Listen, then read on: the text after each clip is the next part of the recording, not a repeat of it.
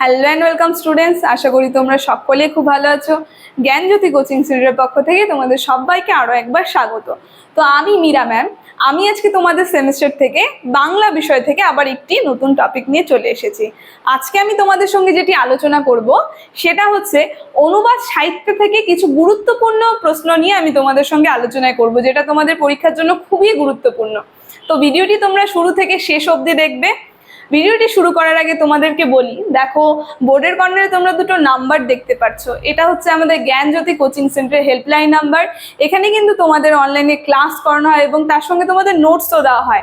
তোমরা যদি আমাদের সঙ্গে অনলাইন ক্লাসে যুক্ত হতে চাও এবং নোটস পেতে চাও, তাহলে এই দুটি নাম্বারের মধ্যে যে কোনো একটি নাম্বারে ফোন করে যোগাযোগ করে নিতে পারো। তাহলে আমি প্রশ্নগুলি আলোচনাটি শুরু করছি। তোমরা কি করবে, আমি তো মুখে মুখে আলোচনা করব, তোমরা সেটা একটু খাতায় লিখে নেবে, ঠিক আছে, যাতে পরীক্ষার আগে সেই লেখাটা পড়ে গিয়ে তোমরা লিখে আসতে পারো। তো দেখো, প্রথম যে প্রশ্নটা তোমরা লিখবে অনুবাদ সাহিত্য থেকে, খুবই গুরুত্বপূর্ণ একটা প্রশ্ন। সেটা হচ্ছে অনুবাদ সাহিত্য সৃষ্টি হওয়ার কারণ।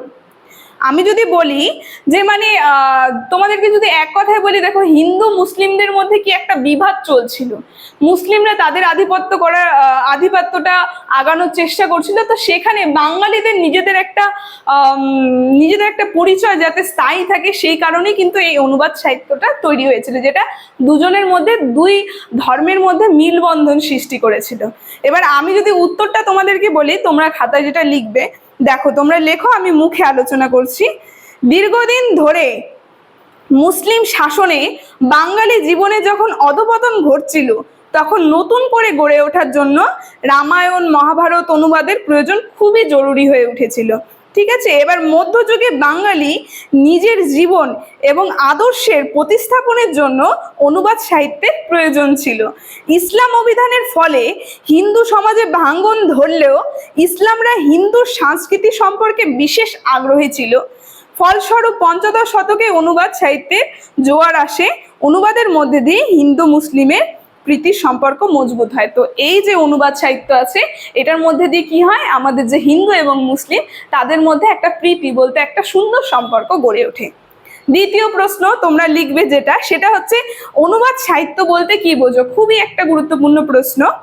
উত্তরটা হবে, তোমরা লেখো, পঞ্চদশ শতাব্দীতে মুসলিম আক্রমণে বিপর্যস্ত বাঙালি নিজের পরিত্রাণের জন্য মানসিক অবলম্বন স্বরূপ সংস্কৃত মহাকাব্যগুলি যে সহজ সরল মর্মী ভাষানুবাদ বাঙালি সমাজে প্রচলিত হয়েছিল, তাই হলো অনুবাদ সাহিত্য। তো গৃহস্থ জীবনে প্রতিষ্ঠা, ভক্তিবাদের অবতারণা এবং আদর্শ নিষ্ঠার মধ্যে দিয়ে বাঙালিকে আবার প্রতিষ্ঠা করার সেই সোপান রামায়ণ মহাভারতের কাহিনীর মধ্যে দিয়ে জেগে উঠেছিল, তাই এর নাম কি, অনুবাদ সাহিত্য নামে এটি পরিচিত। এরপরে আরেকটা প্রশ্ন আছে, সেটাও হচ্ছে খুব গুরুত্বপূর্ণ প্রশ্ন। 3 নম্বর প্রশ্ন, রামায়ণের আদি অনুবাদক কে এবং তার কাব্য নাম কি? তিনি কাব্য রচনার মূলে কোন কারণ উল্লেখ করেছে? তো রামায়ণের আদি অনুবাদক হচ্ছে কৃত্তিবাস ওঝা, আর তার কাব্য নাম হচ্ছে শ্রীরাম পাঞ্চালী। তিনি কাব্য রচনার মূল কারণ হিসেবে জানিয়েছেন লোকশিক্ষা। তো এই যে রামায়ণ আদি অনুবাদক যে কাব্যটি প্রচলিত হয়েছে, এর উদ্দেশ্য কি, এর মূল কারণ হচ্ছে লোককে শিক্ষা দেওয়া, লোকশিক্ষা। তিনি নিজেই বলেছেন এর কারণটা, যে লোক বুঝাইতে কইলা কৃত্তিবাস পণ্ডিত। তো লোককে বোঝানোর জন্য কৃত্তিবাস পণ্ডিত এই রামায়ণের আদি কাব্যটি প্রকাশ করেছে, অনুবাদ সাহিত্যটি সৃষ্টি করেছে। এবার 4 নম্বর প্রশ্নে তোমরা চলে এসো। এটা একটা খুবই গুরুত্বপূর্ণ প্রশ্ন। অনুবাদ সাহিত্যের মূল ভিত্তিভূমি কোথায়? তো এটা যদি উত্তরটা তোমরা দেখো, বলছে যে বাঙালি গৃহস্থ জীবনের পূর্ণ প্রতিষ্ঠা।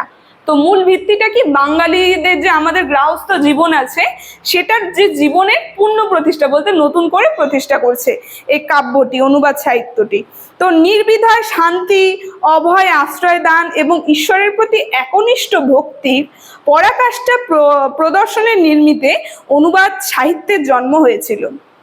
তো ঈশ্বরের প্রতি ভক্তি সৃষ্টি করার জন্য, আর বিভিন্ন যে শান্তি, অভয় আশ্রয় দান, এগুলোর জন্য এই অনুবাদ সাহিত্যটি রচিত হয়েছিল।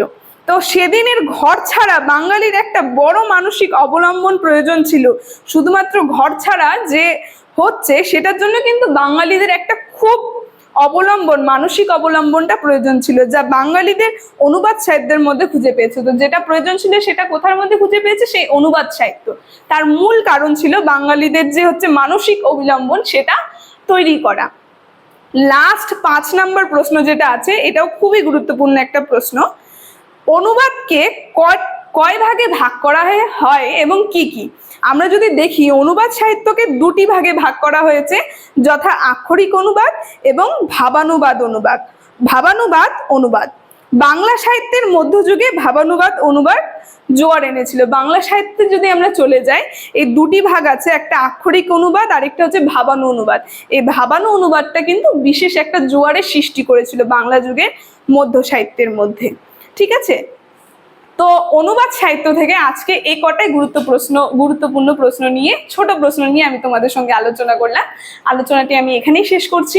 ভিডিওটি যদি তোমাদের ভালো লেগে থাকে অবশ্যই like, comment, share and subscribe করে দিও। Thank you.